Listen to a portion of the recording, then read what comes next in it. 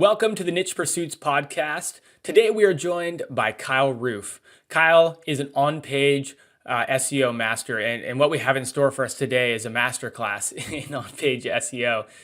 Kyle runs an SEO agency. He's the founder of internetmarketing.gold, and he's also the founder of PageOptimizer Pro, which is an on-page SEO software tool that a lot of internet marketers use. And today we go through a real masterclass in on-page SEO. We start by going through the three most important types of search terms and, kind of more importantly, where you need to place these search terms on your page. He boils it down to an 80-20 approach, really where you're getting 80% of the value with only about 20% of the work, because you know exactly where you need to place these search terms and exactly how to identify them. Speaking of research, we talk about how to research which terms to use in your page, which terms matter versus which ones don't matter. We talk about using people also ask, or PAA terms, and when to put those on your page versus when to build supporting content. We spend a good amount of time going into depth on supporting content, what it looks like, how to structure it, how to internally link it, and how to use it to rank your main search queries or the main terms that you want to rank for on your page. We touch on links, which page to build or pages to build links to. And then the second half of today's interview is a deep dive on several URLs or several articles on Spencer's website, owntheyard.com. You might recognize owntheyard.com from Spencer's niche project case study. And so we dive into two different URLs and Kyle breaks them down in their entirety, giving recommendations on what to do, talking through different examples about the approaches he would take, even going through the order of operations. Kyle's been generous enough to offer the Niche Pursuits audience 15% off of POP. And again, that's PageOptimizer Pro. And that's the tool that he uses to go through and break down and really dissect what needs work on these two pages from Spencer's website.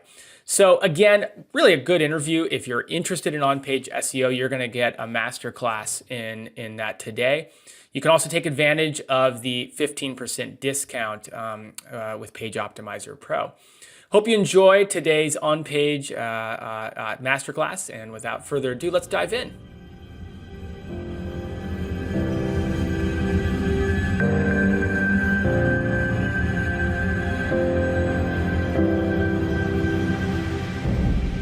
Hey everyone, and welcome back to the Niche Pursuits podcast. Really excited that you're joining us today. We have Kyle Roof, and really excited about some of the topics we're going to be diving into. Kyle, how you doing today? I'm doing great. Thanks so much for having me. Yeah. Welcome to the podcast. I believe, and this is your second, or maybe even more. I did notice as I was preparing that you were on the podcast a couple of years ago talking with Spencer about a lot of on-page stuff. I think that's right. I think I was here about 3 years ago. And that sounds familiar. I think it was pre-pandemic. I think we can almost note everything in history by pre or post when all that started. So yeah. I do have to say the podcast has picked up quite a bit since you've taken the helm. Well, I don't know about that, but I think at the very least it's just a different face now. So, so Spencer doesn't see these, right? He doesn't see this at all. No, not at all. Yeah. So, I mean, there's really so many things that we could touch on with you. I mean, you have a background, just reading off your resume. You run an SEO agency at High Voltage SEO agency. Obviously, I think a lot of people in the industry will have heard of PageOptimizer Pro or POP, which is an on-page SEO tool. Internetmarketing.gold, which is, to my understanding, where you kind of share a lot of your findings and built a community around that. Can you give us a little bit of background on how all of these things have evolved and where you're at today so that everybody listening can kind of understand and catch up? Sure. A lot of it all comes out of the agency, where just things that we were doing within the agency and we realized that people would like it. So the agency, we have offices in Phoenix, Berlin, and Melbourne. We do local to national to international. We have clients across the globe. And while doing that type of work, we built PageOptimizer Pro internally. And as a way to do the counting that we wanted to count. And I wrote the algorithm for it to then find edges. And then I showed it to some SEO buddies. I was like, would you like this? And they're like, I would like that. And so the tool came out of that. And then Internet Marketing Gold is a place where, we run tests on Google's algorithm. And my courses are there. There are over 33 courses that people get access to. But again, that was just hey, this is what I'm doing. Would you like to see it? People are like, yeah, I'd like to see it. And so that's kind of where that came out of as well. That's a lot of courses. I did not know there were so many on there. I mean, it's only a couple of years old now, right? I believe I saw in there Yeah, 2019. that's right. A couple years in, and what we realize is that people like the tests. The tests are great because you're kind of finding out what is happening with Google right now. But then you also then want to be able to apply that, and like then, okay, how can I take that knowledge and then actually do something with it? And that's where the courses come in, where we kind of bridge that gap between understanding and actually doing. And so you get actionable steps out of the course. So you can kind of use the framework of a scientific approach to SEO, a mathematical approach to SEO, and then take it and actually then implement it using different strategies you might like to learn about. Yeah, I listened to your interview with Spencer from a couple of years ago, and it was mostly on testing, how to set up tests, how you go about testing, how you make sure that you don't get corrupt data. And I'll be honest, I have a background. My major in college was actually econometrics, so I'm quite used to regressional analysis and all this kind of stuff, although I don't do that anymore. And I have to admit, I listened to the interview and I felt exhausted by the end of it at the prospects of what goes into testing. So I think you really hit upon something, like you not only doing the testing, but then bringing the actionable steps that can come from that. I mean, that's really where I think a lot of people really lean in, right? And really get a lot of value out of it, because testing is hard. And then trying to get clean tests that give you actionable results is even harder. Yeah, the biggest thing within SEO is being able to repeat the process. You got the result, and then it was within this environment. Can you repeat it and with these same conditions and get it again? And kind of what you kind of get into is the idea of, if you flip a coin and it's head 5 times in a row, the likelihood of that happening is pretty low. That gets you almost into statistical significance that the coin is rigged. And so basically we're looking for those situations where we can find where the coin is rigged, where we can say with confidence, with a high degree of confidence, that if we do this, the result will be that. And that takes it's a lot of effort. It's a lot of time to figure out. That's a great analogy, actually. That's a great analogy. So everyone listening, I really recommend, if you want to understand and learn a bit more about that detailed process of testing and Kyle's approach to it, go back and listen to that episode. And we'll kind of dive straight into today's topics so that we can kind of just hit the ground running. And today, really, we're going to focus on, I guess the best way to put it is like an on-page SEO masterclass. I think at the end of the day, that's a bit of what, certainly of what you're known for. And I say a bit of what you're known for, and I put that in air quotes, but let's talk through on-page SEO. And I'll premise it by just saying this: as someone who does SEO, who has websites, but also does not consider themselves to be any sort of an on-page SEO expert, I think as an industry, we obviously talk a lot about content, and we talk a lot about backlinks and all the details there.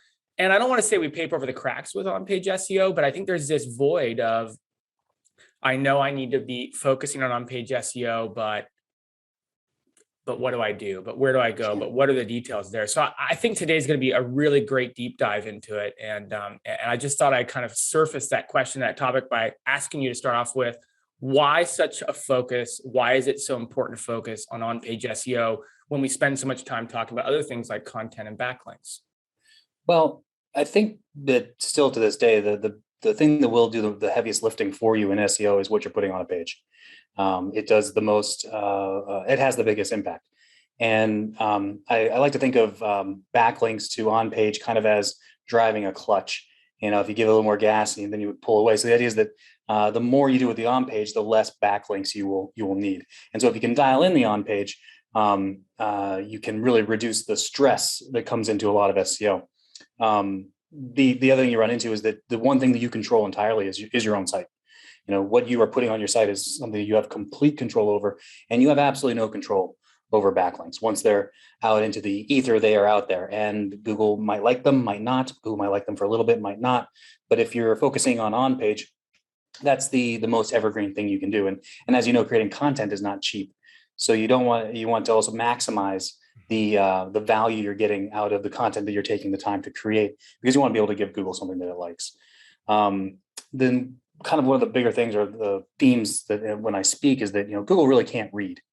Google is an algorithm, and you need to give the algorithm the math that it wants. A lot of people get upset. They think that Google is doing some sort of value judgment. like, that Google read their article and was like, meh, I like this article. Yeah, I like this one better, I like that, and I think everyone also realizes fairly quickly that, you'll put up a piece of content, maybe like, I know this is better content. I've been in the industry X years longer than that piece. They're not even doing what I do, like you hear it all the time. So I think people are realizing that Google perhaps isn't making a value judgment, but they're not sure what Google's actually doing. And Mhm. Google's actually just doing math. So it's looking at your content and it's running the numbers. So you want to be able to give Google the math that it needs. Now, people often tune out quite quickly when they hear about math. I don't think any of us enjoyed it that much, except for the handful of nerds like yourself, maybe. I was going to say, well, I'll You keep my were mouth shut. I'm just sitting here with my lips sealed. But yeah, I understand what you're saying. Definitely not something I um, bring up at a party. Let's put it that way. and let's talk about some math equations. I actually really like math. I was not good at math though. School math. That really wasn't, calculus and trig and algebra 2 is about when I checked out. But then I got into statistics and probability and that type of math, and I was like, oh, I actually really like this and I really enjoy it. And that's actually what I do most of the time is I'm working with statistics and probability and a lot of standard deviations and stuff like that. And that's where I started to excel in. So I do enjoy that type of math. But the point I'm trying to make is you don't have to worry about that. Right. You can get into it if you want. You can really nerd out on it. But I think what we'll talk about today is just where I think what you can do without really having to stress on the math too much, and do very effective on page so that you're getting the value you can get out of your content. So let's dive in. Let's start talking about on-page SEO. And I will tease that we're going to go through some live examples. Spencer's been generous enough to offer up owntheyard.com, which was his case study from Niche Site Project 4. And so this isn't going to just be a theoretical conversation. We're going to really dive in. And I think maybe we'll even, for those people watching on YouTube, get a screen share so we can actually even get some real visuals here. But enough teasing. Like, let's dive into on-page SEO and let me kind of turn it over to you to start walking us through the most important facets of it. Sure thing. I think the first and foremost is you need to understand that there are important terms.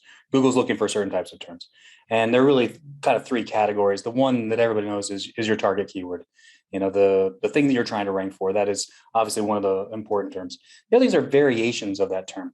And if you're into PPC, phrase match might be a good way to think about that, where you've got portions of your phrase. If your keyword was best purple frisbee. So or best frisbee, or those little pieces of your phrase are variations, and then really close synonyms such as lawyer or attorney. They're the same term, and very close synonyms are in the variations. And the last thing are contextual terms. A lot of people use the term LSI. Old school SEOs hate that term, and they're right. It is a lazy term, but it's kind of the term that the industry has adopted, so they might just want to get over themselves.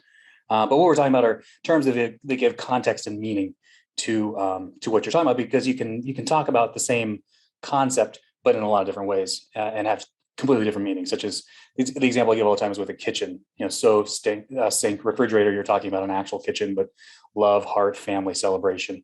That the kitchen is the heart of the home, and that's where you go to celebrate and come together and share feelings. And that's two different conversations about a kitchen. And contextual terms help kind of guide what you might be talking about. So those are the three things that Google will be looking for, but then Google looks for them on the page. And Google isn't just looking at the page as a whole. Google is looking at very specific places on the page, because places on the page are more important than other places. Google has assigned a weight or an importance score, if you will, to different areas on the page. So you want to make sure that you're getting those important terms in the most important areas. Those most important areas could get into the hundreds, but fortunately, you really don't have to worry about too many of them. The ones you need to worry about the most, the ones that are most important, and what's really nice is they've been the most important for years and years, and they will continue to be. When you think about how Google does updates, Google gets that stuff on the fringe where people are trying to cheat, at the edge of the bell curve, but that middle of the bell curve, that's where a lot of on-page sits. And a lot of that's not going to change for quite some time. But the top 4 places to put a keyword would be in your title tag, often called a meta title. That's the title that search engines see. Your H1, that's the visible title on the page that humans see. Within paragraph tags, so that's the content on your page, and then within your URL. And the the dirty secret of SEO, the 80-20, is if you were to put your target keyword in those 4 places, you've probably done half of SEO right then and there. Don't let the cat too far to the bag. A lot of people really try to overthink it. There's a lot of weird advice out there about, your title that you show Google and the title that you show people should be different because Google wants some uniqueness. None of that. You need to get your keyword. If it's the one that's important to you, you need to get it into those places because they are the strongest. So you are literally, you've already stolen a couple of my questions. I think you and I are reading the same types of things. There is a classic use case that people present for title tag versus H1 variations, using the main keyword in your title tag, your H1, a high ranking H2 on the page. Can you get into a little bit of the details on that and talk through like why you just commented on that, the differences between a title tag and an H1 and where the variations are? Well, so what's interesting is through testing, we've known for years that Google really favors your title tag and your H1 are the same. Test after test shows that. And within the last month, you might have noticed that Google is now rewriting titles. Right. And what is Google actually made the announcement like, oh, by the way, if you have the content on the page, we actually prefer that. It's something we've known for quite some time. So that if you use your title tag and your H1 is the same, you have a higher likelihood of Google not rewriting your title within the SERPs and actually using the title that you want. But that's something we've known for a long time just through testing that Google prefers it. That when you've got your H1 and your title tag is the same, those pages perform better than pages that have tried to get crafty. The other thing you run into, it goes back to, again, Google can't read.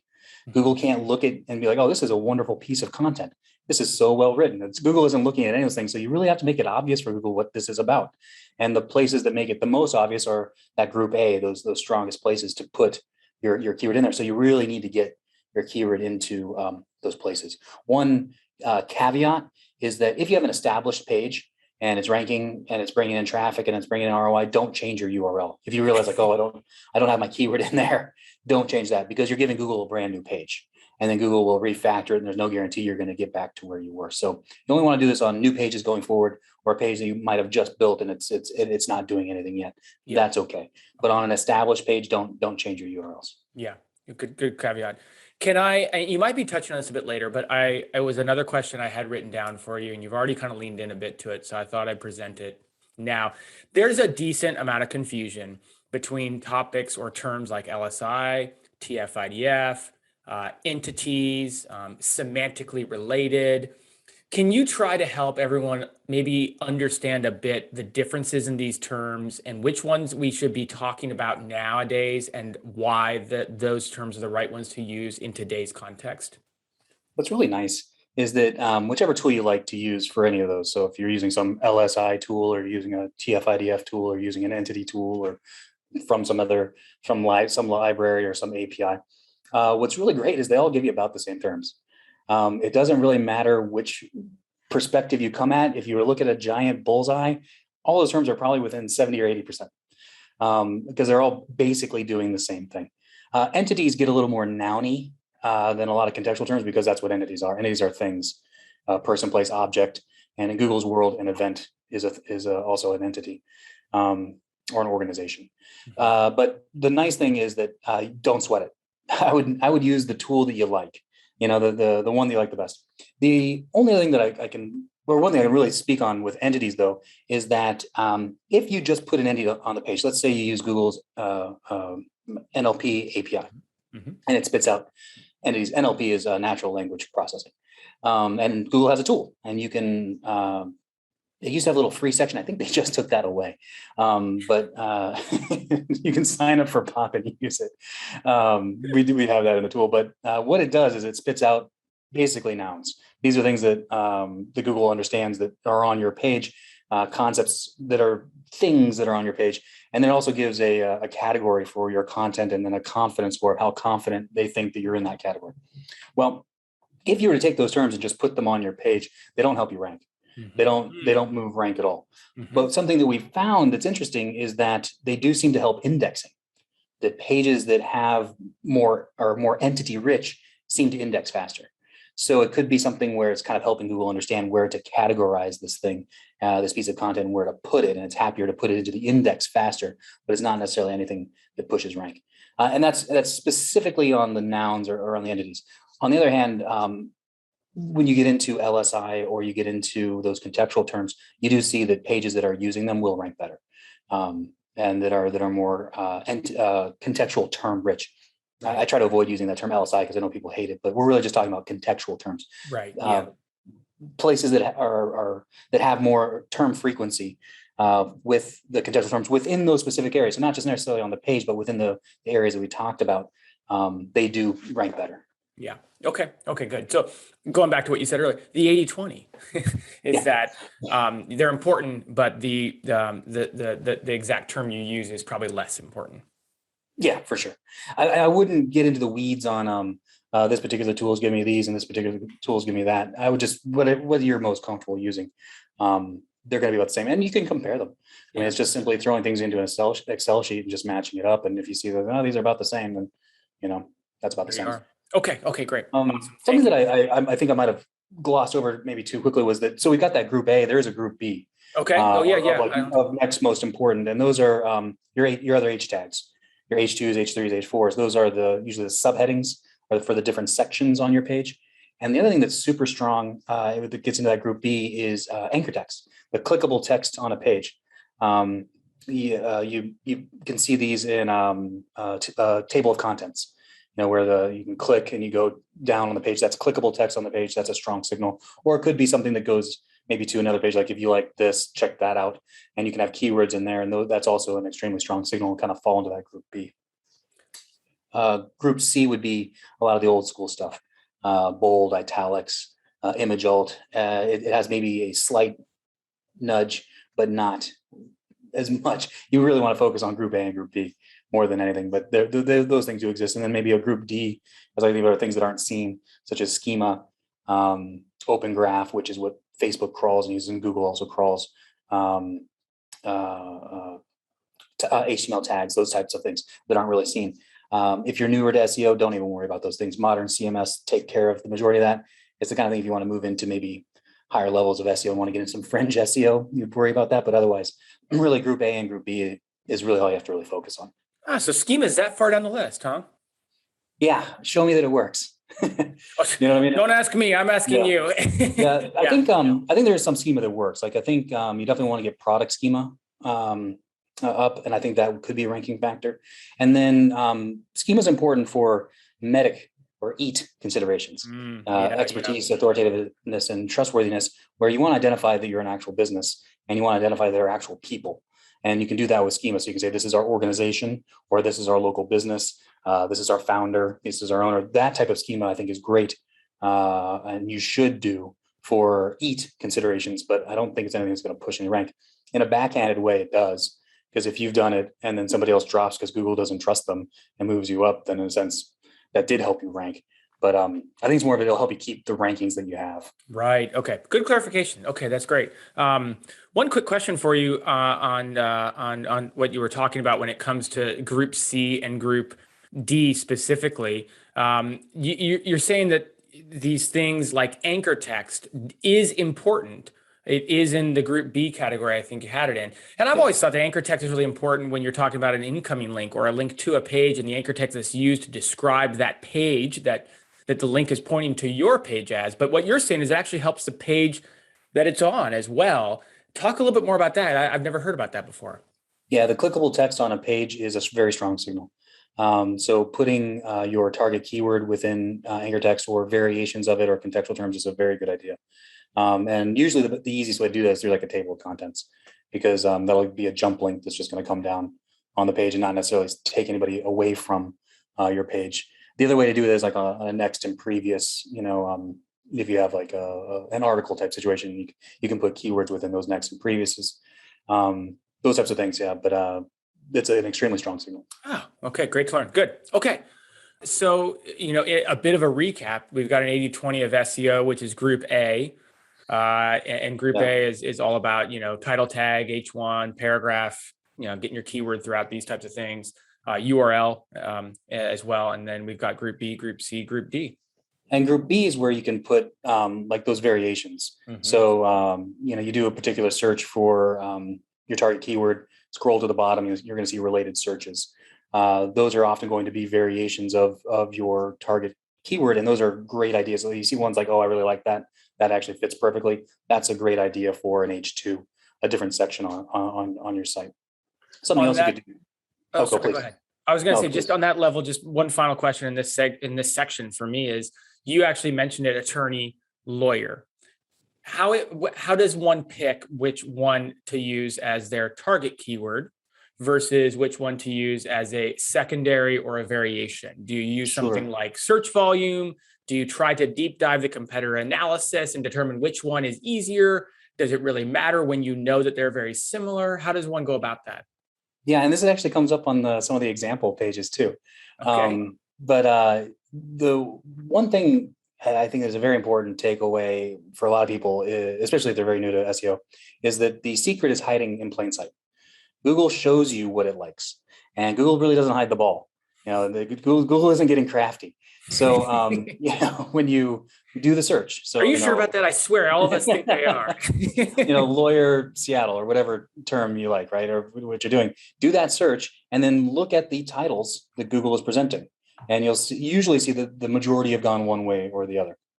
The other thing that's really nice now with Google rewriting titles, that's a gold mine. Because if Google has rewritten the title, it's showing you exactly what's on. So now what's a great idea is look at the titles that are there, then look and see what their title tag is and see if Google's rewritten it.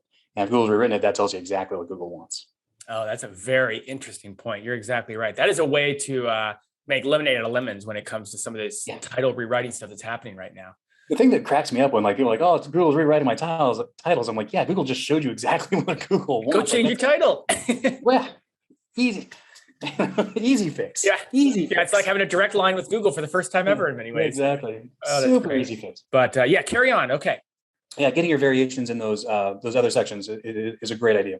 Again, this is kind of 80-20, where you don't really have to stress, like, you don't need a fancy tool. Like, you can do all of this just looking at Google, right? I need my target keyword in these 4 places. Okay, I'm going to grab some variations and I'll throw them in those H2s and H3s, and then look to have some anchor text here or there. And it's going to kind of direct people around the page. That really will take care of a lot of your SEO, a lot of what you need to do for your main target keyword, and then to build out pages that are ranking for more keywords. Because healthy pages rank for not just one term, they rank for hundreds or thousands of keywords. And so when you look at those related searches, you're putting something on the page that Google said, this is related. And pages that are semantically related, that have sections that are semantically related, will rank for more keywords.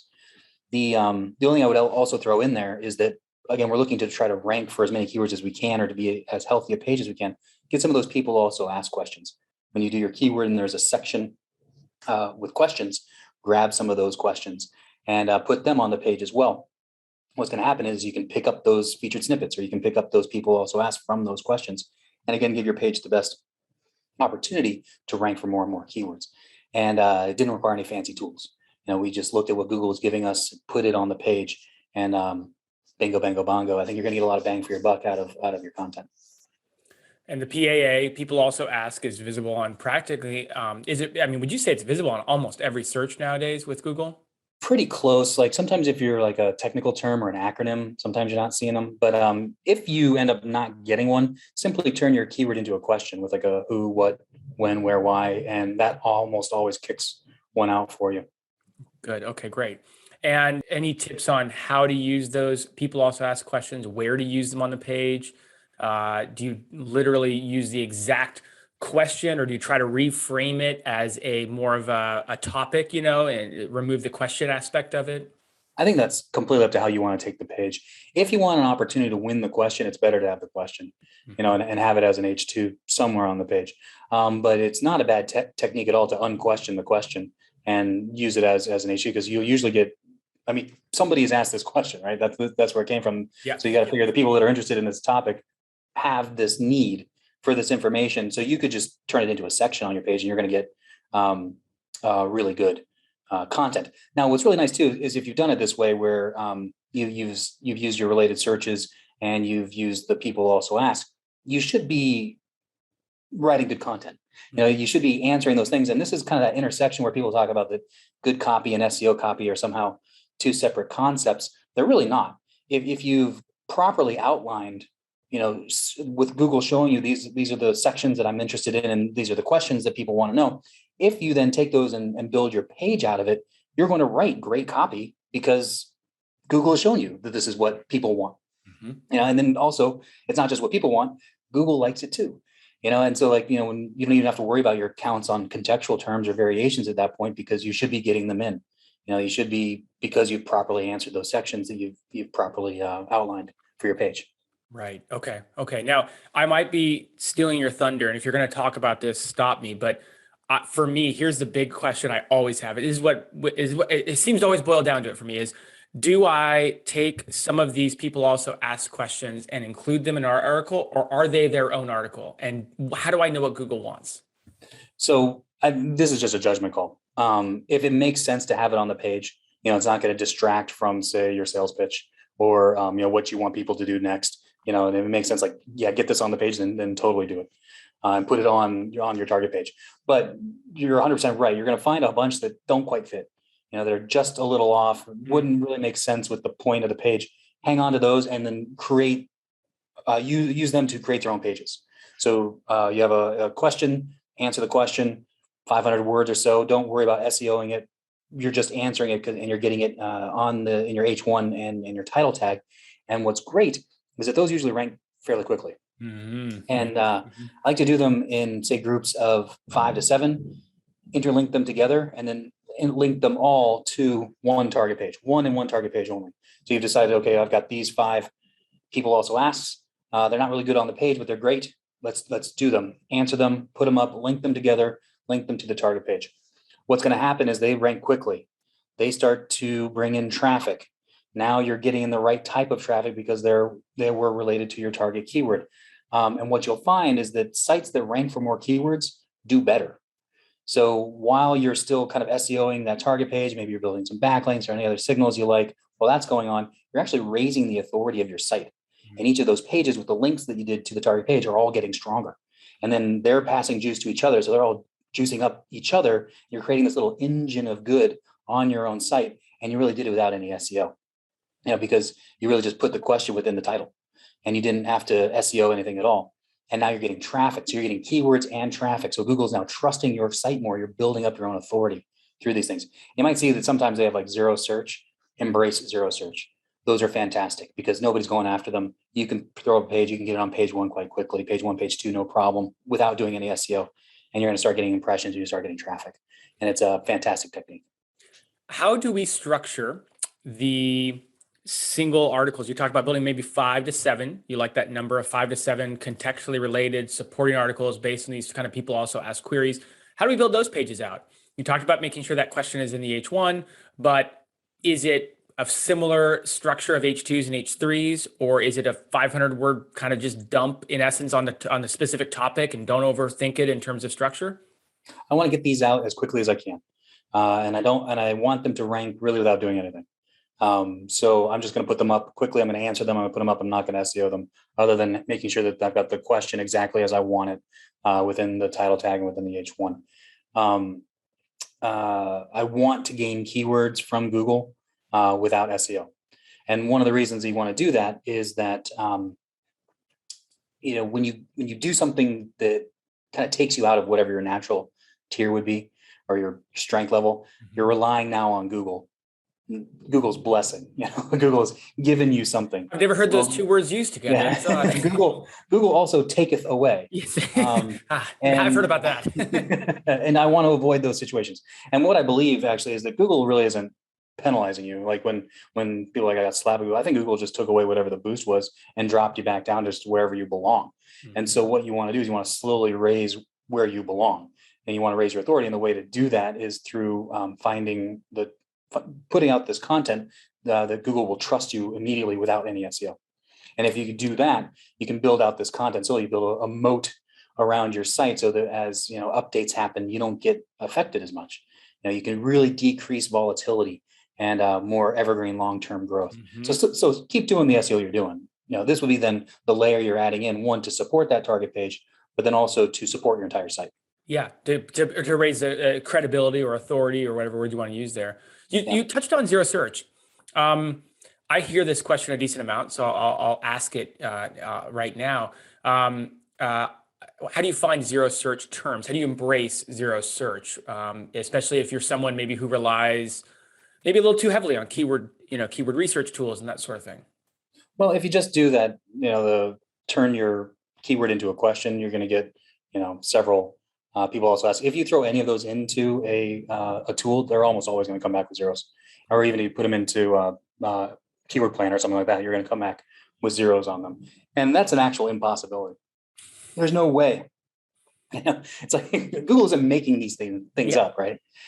Clearly somebody did this search. So there's at least one, and you got to figure if there's one person, there's 100, like that have the exact same question. It's kind of like, when you're in class, if one person has the question, basically the entire class Yep. has that question. Yeah, and it's, as you So, mentioned, pages rank for more than one keyword. So right. it's not as though that article will only target that singular keyword that only gets 2 searches a month or whatever it is. It'll, 100% right. yeah. Yeah. So I don't worry about it. If you want to get a little more into this concept, Chris Carter from Serpwu, he articulated this better than anyone I've seen. And he calls it avalanche theory, and you can search for that. It's on Builder Society SEO with no resources, and I highly recommend it. We were doing this in our agency, and then when he put a framework to it, it really took us to another level. We were doing this, and then his framework, I thought, was just a really nice way to think about it. But the idea is you can determine what your level is or what your authority is based on the clicks you're getting or on the impressions you're getting. And then the idea is that you target keywords within that level. And Oh, and then the idea is that so you're building out content to support. And I add what I do with it is I support my target pages with it, and I'll build out virtual silos, which is what we just discussed. But the idea is that you build within that tier until you move up to the next one. And then you build within that tier, and then you move up to the next one, and build within that tier, and you keep building. So you keep doing all of your regular SEO, but at the same time, you're doing this content to move your natural tier higher and higher and higher. And then what you'll find is that your authority just starts to explode. And then when you launch those more difficult pages, they all start to do a lot better, like way out of the gate. Like so it's night and day. And you're like, well, we really didn't do any SEO. All we did was keyword research and then created the content. But what happens is that it raises the entire authority of the site. oh wow. That sounds like a fun read. Yeah. You can also check out my course. I have a whole. I'm guessing you've done something on this. Yeah, I did a whole case study on it. We're 1 year into the case study where I started a site completely from scratch, and I did it basically with no backlinks and just did. So it was tier 0 because it was a completely brand new site, and then we just started building content, and you can see where we're at. We're doing pretty well. Wow. Okay. And it's about a year in now. Yeah. Oh, I think we're gonna pull the plug on the experiment because I think we proved that it worked. But can you just tease like page views or some metric that gives people kind of a real number to wrap their mind around? yeah, I think we're getting a lot more impressions than we are clicks, and we're in the CBD space. So I chose CBD because it's dirty, right? it's the worst of the worst. It's the most competitive, but it's also where people are really going at it. And I was like, you know what? If I can do this basically with no backlinks, then it's going to show that you can do this. It doesn't matter what your niche is. I feel like we're getting 60, 70, 80 clicks a day, and but our impressions are significantly higher. And I think it's just because it's a crowded field. Right. Yeah. Very difficult field. But yeah, from scratch and doing just content. So just doing keyword research, figuring out our tier, posting it, monitoring it, and then moving up tiers. But what's fun now is like, we post content and it's on page 1, page 2 within a week, again, with just interlinking and from the site's own authority. So it's really cool. Amazing. Wow. You've touched on it a couple of times. Let me just ask this last question on this topic. Yeah. It wouldn't be an SEO podcast if I didn't at least ask one question about link building. Of course. Sorry, I know it's an on-page podcast, but I have to sneak one link building question in to satisfy that section of the population. If I were to want to utilize links in this equation, am I building them to my target page? Am I building them? Obviously, we've heard maybe the concept of building them to these supporting articles. In this concept, in this model that you're talking about, where do links play in? I really like building them to the supporting pages. Okay. For a couple of reasons. One, I want to juice up the whole engine, because they are all interlinked. So they're all going to pass juice to each other, and they're still all going to pass juice up to the target page. And then I don't really have to worry about where I'm building these links, because as long as a link hits in one of these 5 or one of these 7, then I'm going to get a benefit from it. But I am extremely risk adverse. I'm a white hat SEO. We our clients are banks. We can't do anything. They can't, Literally, they can't change their domains. And so if something were to go horribly wrong, you can burn down a supporting page. You can literally just take it away. But it's really hard to burn down a target page. You've spent so much time and so much money and so much effort there. I really want to keep that as much as I can. So if links are coming in, we do try to direct them in campaigns to the supporting pages. Great point. I think that's probably an oft mentioned point that you talk about in terms of where the kind of the safest avenue is as well. So safety first. Yeah, safety first. Anything else before we move over to some live examples from Spencer's site? I think that covers what we're going to chat about. So yeah, dive on in. We have a few minutes left, so I think we're good.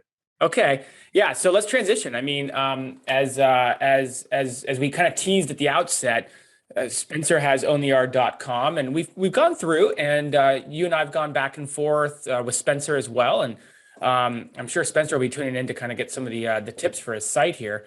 But let's just kind of set the stage for what you want to do now, and where we're gonna take this on-page masterclass of sorts we've had, and now apply it in a real life, a couple of real life examples. So what I did is, so we're going to look at 2 pages.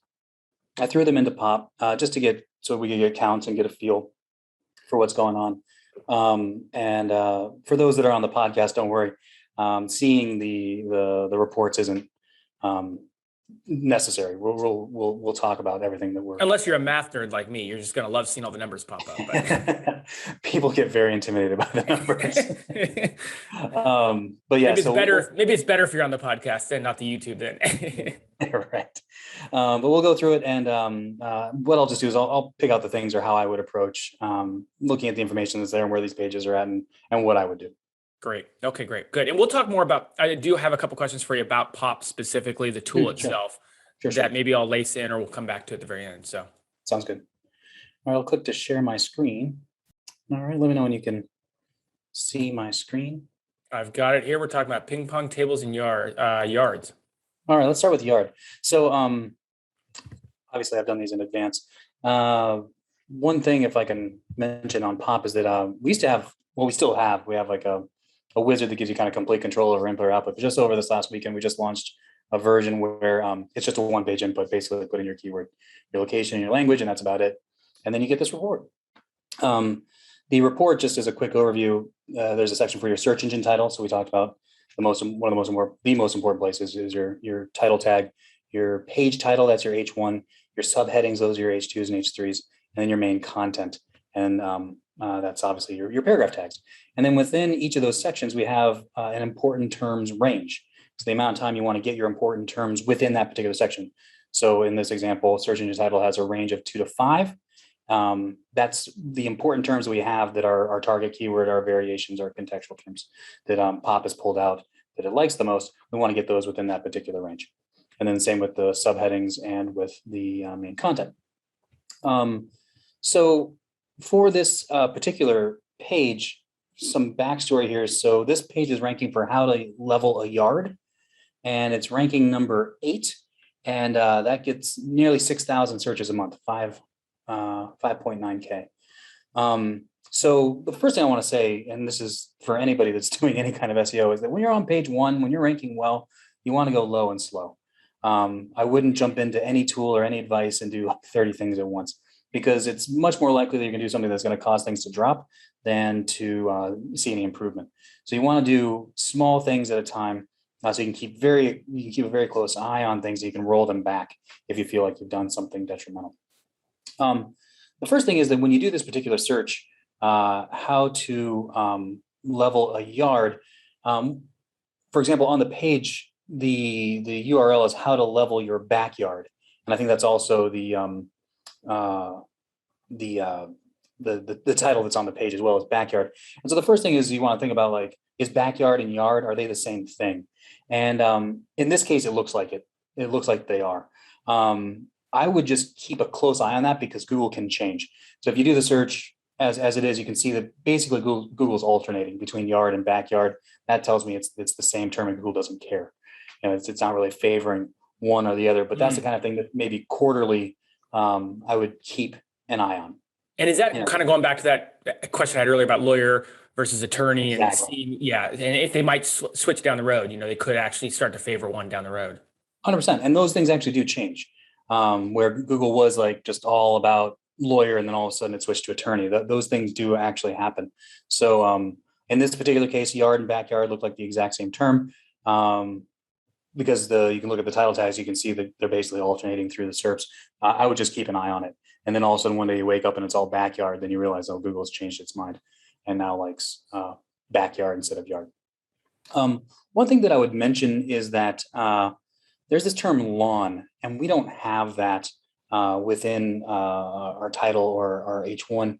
I would try to get creative and maybe add the term. So I would leave basically the title things pretty much as they are, but if I could do like a pipe or a colon or something like that and get the term lawn in there, I would consider it. If you can't, it's not the end of the world, but it's something that I would try to do. And the reason is that that's really the search engine title and the page title are the two spots that where we're just a little deficient on this particular page. I would note that the term that we were working with was how to level a yard. You could change that term as you're running it through POP to how to level a backyard, and that would actually improve your score. Some people really struggle with seeing lower numbers, and if you need to see the number, just do that because it's not gonna affect anything. But if you're okay with the numbers as you see them and realize that you've done it correctly, then you're fine. Then you're fine. Okay. But lawn would be something that I would look to do. One thing that we do give in POP are these content prompts. And so you can see the titles that are there that your competitors have used, and you can kind of use that for examples. And a couple of your competitors do have that word lawn in there. And what I would try to do is get creative with it and try to squeeze that term in. When you look at your subheadings and your main content, you'll notice that POP is giving you a green light. That's because you're right within the range. You are on the low end of the range though. So what I would do is I would make that change to my titles and get lawn in there. And then I'd leave everything else as is to see if that gave me a boost. But I wouldn't want to change too much here.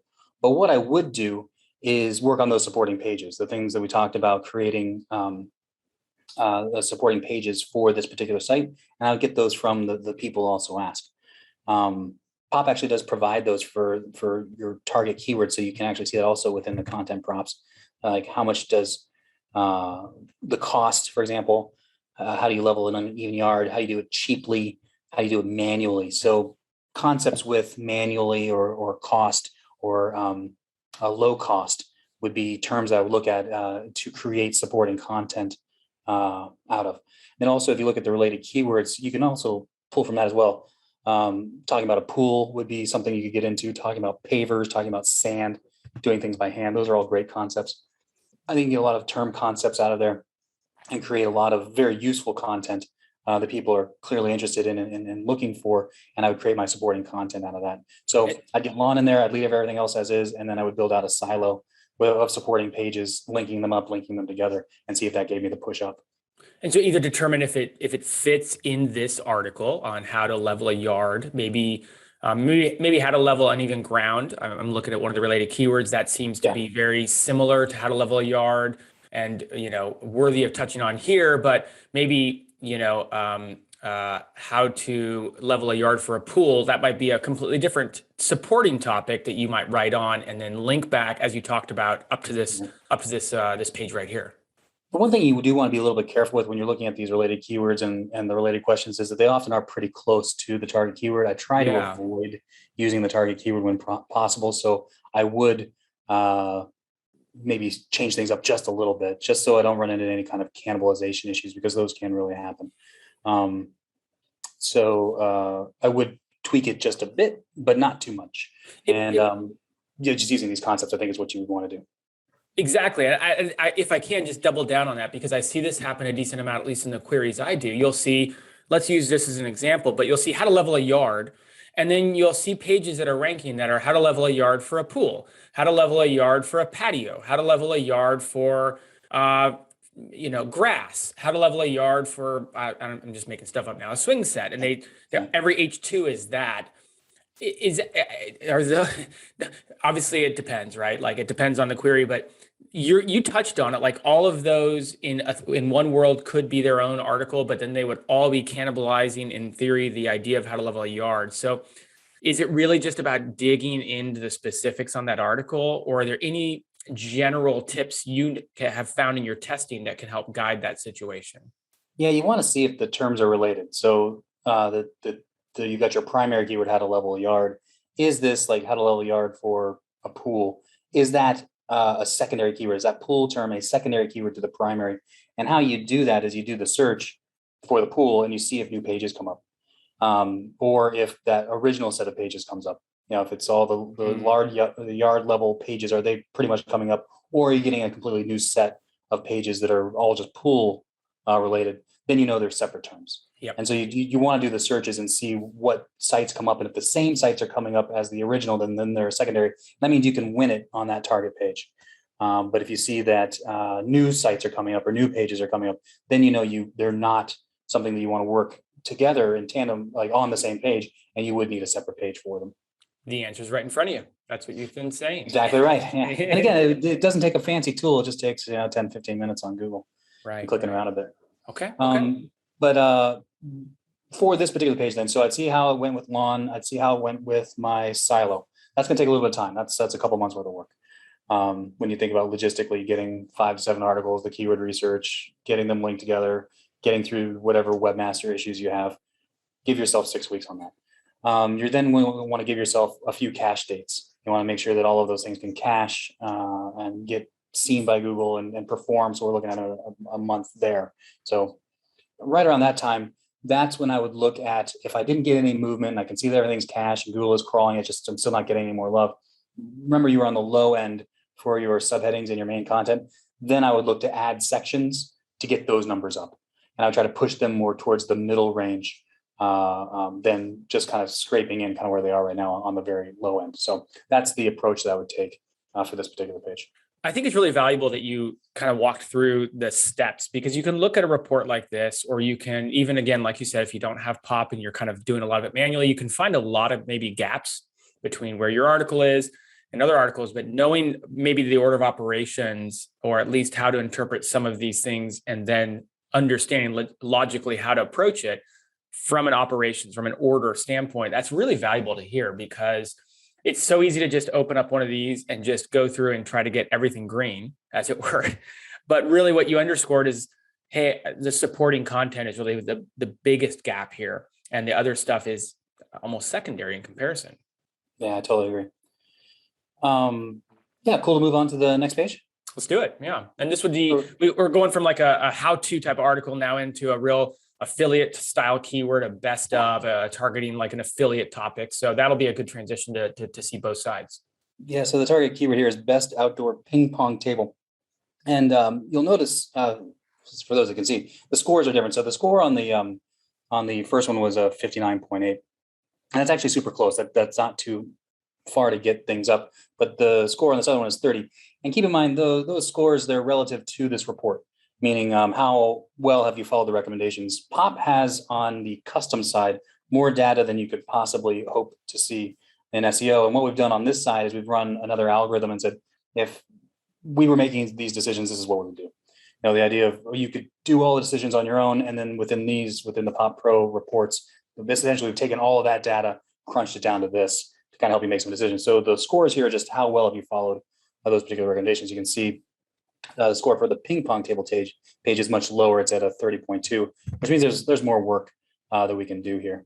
It's going to slip into the report. And the one thing that popped out to me in the search engine title and page title area is that there are a lot of phrases that that we could add. POP, I think, is seeing an opportunity to add something here, but if you look at it, they're a bit clunky. And I don't particularly like them. And I think it's because a lot of the competitors have names that contain phrases or contain keywords or or variations. I think that's where that's coming from. So you could look to add one of these things. I wouldn't stress too much about it because we do have the target keyword and it's a long phrase. Best outdoor ping pong table is a very long phrase and we have it on the page, and that's fine. One small note, table and tables. Again, it looks like Google's treating them as the same term. And so I think our URL and our H1 and title tag here are tables, but we're ranking for table. Looks like they're the same term. I would just leave as is. And because that's so long, even though Pop is saying like, hey, there would be an edge here, maybe if we added another variation in here, I wouldn't sweat it. I would, for now, I would leave that as is. And so what you're basically saying is, I'm looking on the screen, it's saying, hey, you need to add best outdoor ping pong table. And the reality is we've addressed that by having best outdoor ping pong tables in your, from what you can see, it's the same thing in Google's eyes. Exactly right. And then some of the other examples are, outdoor table tennis, outdoor ping pong table, outdoor ping pong tables without the word best. And so that's pretty clunky with such a long phrase. So it's one of the things that I would just kind of keep this in my back pocket, where if we feel like maybe there is some room and we haven't tried that, then I would go after it. But otherwise, because it's so long, I would just leave it as is. Where we can really get some work in, though, are our subheadings and in the main content. We're pretty low on both of those. And within this page, as you mentioned, it's an affiliate page. So it has the table of contents and it has a whole bunch of H2 and H3 opportunity, like they're already on the page. What's interesting is that I think probably for readability would be my guess on the driving issue, that we didn't get into a lot of terms. We don't need to add too many. And I think, so while there are times we're just saying tables, I think we could expand that out to add in outdoor or ping pong or a couple other terms. I think we get those in, and then it won't affect readability, but I think it will definitely affect rank. The other thing in the main content area, so we are a bit low on our range. I want to take you back up to the total word count. These are huge pages, by the way. So we're talking nearly 5,000 words for a target. So clearly this is a lot of affiliates within the space, right? And we're at 4,500. So we've written a ton. But the important point is that we've written a lot of words, but we're still light on our important terms. It's almost a double whammy where you have written a lot, but not the right thing. So you're like, oh, I'm right within the target range. I'm within, you are within physical word count, but you're not within target terms, the important terms we need to get on the page. So we're very light in terms of our term frequency within our main content. So what I would probably look to do here is add some sections. We do have about 500 words to get to around a target anyway. So I would look to add some sections from, say, some people also ask, or from even maybe from some of the NLP terms. You can see the Pop pulls in this little blue tag, NLP terms. One NLP term that's interesting would be the crossover table. That's a term that seems to come up, and we could talk about what is a crossover table. Something from the people also ask, which are also in the content prompts, so I won't click over, but are about, are these tables weatherproof? And can you get them wet? And I think if we added sections along those lines, we would get a lot of these terms here that we're light on, and I don't think it'd be too tricky. So for this particular page, what I would do is I would add terms to my subheadings that exist, and then I would add a new section or two, one on getting the table wet or weatherproofing, and then one on crossover. And I think that'll increase the terms. And I think for this page, doing that might actually have a much bigger impact, moving it maybe from that 8 up a couple spots, because our term frequency within our content is so light. Yeah, so you kind of, we failed to mention it earlier, like this is ranking, I believe it is number 8, right, for the target phrase. And so, some of these changes could have an impact that gets you into it. And that's just for people who are brand new at this. When you're on the bottom of page 1, there's huge opportunity because you're really not getting very many clicks, even though you're so close, right? Like you've done all this work and your page is doing really well overall, but it's almost pointless because in its current state at spot 8, you're just not getting very many of the clicks. It's a disproportionate share of clicks that go to the top 3 and the top 5. 100%. And like getting above the fold is so nice. And I think because like this particular page in this situation, that it's light on the important terms within the body, it's a low risk play to add a section to a page. You're not putting the page in jeopardy by adding a new section that's just going to raise your contextual terms. So I think it's a low risk move that can bring in really nice gains. I'm seeing your approach, and correct me if I'm wrong here, but the approach I'm watching you take is I'm looking at the screen, I'm seeing the terms that are in front of us, and I'm hearing how you talk about it. You're really taking all this information in and looking for the bigger picture in it. If I don't want to over summarize what you're doing, and how important is that in the way you're approaching it versus say, I'm also looking here and I see the word ping pong has been used 9 times, but the pop report is saying to use it 20 to 33.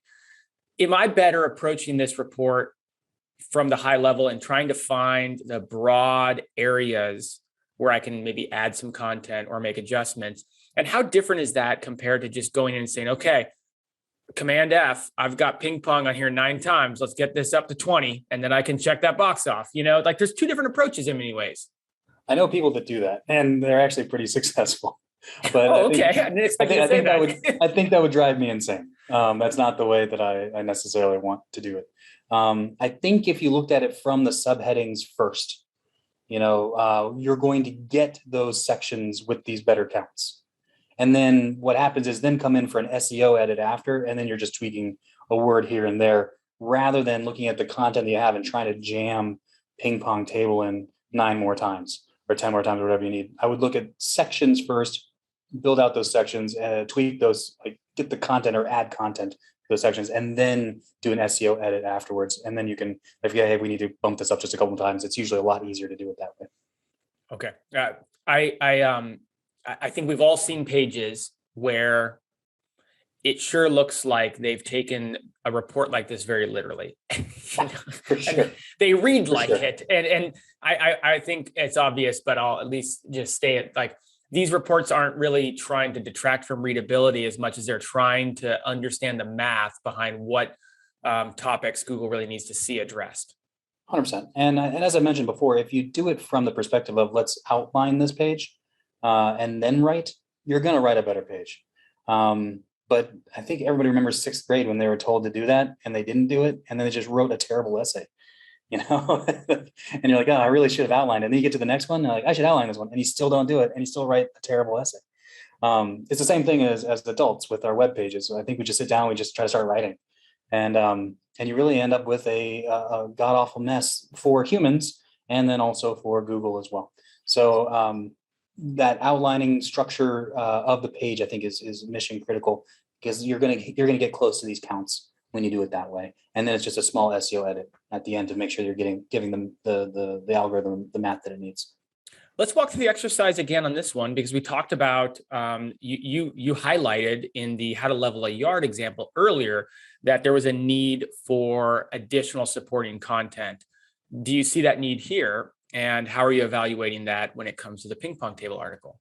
I always see that. I think the mantra that should be in people's minds, and like, what should we be doing? Content. We should be creating content within our tier, and for sure. So with this particular one, with the level of yard, we're really just adding a term within our title, and then I would spend the majority of my time on the content, on the supporting content. With this, there's more work to do. So I would do that first on our target page.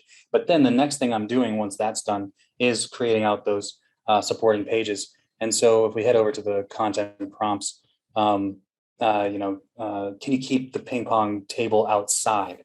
That's just because the outdoors is a concept. Can you just leave it outside for forever? If you didn't like the idea of weatherproof or getting wet on the site, that's a great thing to do. For a supporting article, right, as well. And then you can get into cost terms, what's you could actually probably get into cost benefit analysis of like, well, this is $1,000 table, but it'll last 3 years versus this one that's a $300 table, but it's gone in 6 months, so you re-upping all the time. You get into those types of things. And then if you look at the related keywords, a lot of those look to me like brand names. So you're probably talking about those on the target page, right? Because this is an affiliate page, so we're probably selling them, I would guess.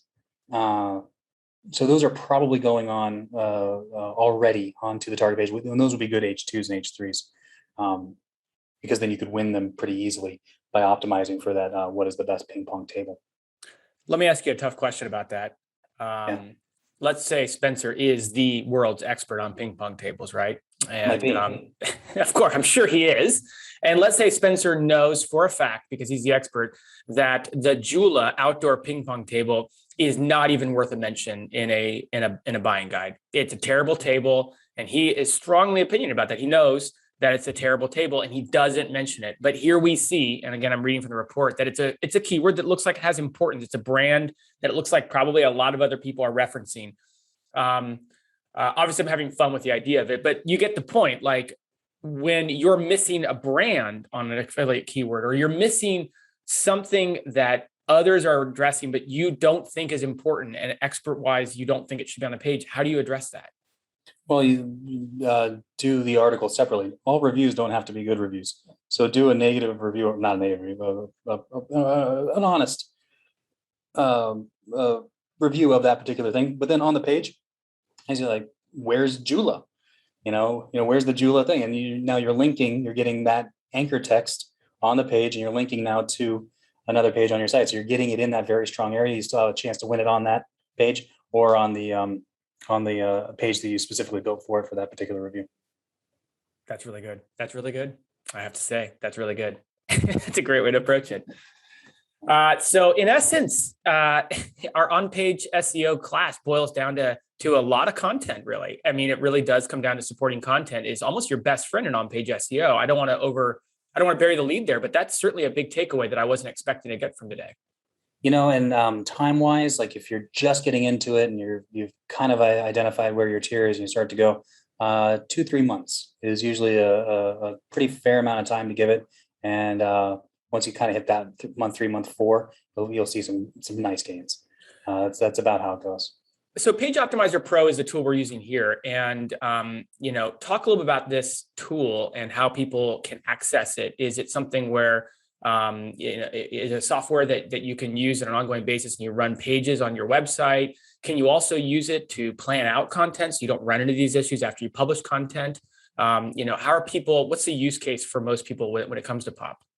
So we are an on-page tool, and that's what we try to do. And so each time that we update the tool and we're staying on top of Google's algorithm and what's going on there, it's really just to focus solely on page. The part that we help you with content would be this content prompt area where you can get the related questions and related searches and that sort of thing. But otherwise, what we want to do is help you do better on page for your target page. And that's what we're here to do. And we're priced in a way so you don't have to make a decision between us and another tool. You can still use your Moz, your Ahrefs, your SEMrush, Majestic, whatever you like for a more comprehensive tool, like if you're looking for all those particular things. But then when it comes down to the on-page aspect, I think we're better than all of them combined. But they're obviously doing backlinks and they're helping with keyword research and stuff like that, because that's what they're good at. And what we're good at is the on-page. And would it be suffice to say that you're getting the benefit with POP of all the testing that you do at your agency with your clients and over at Internet Marketing Gold?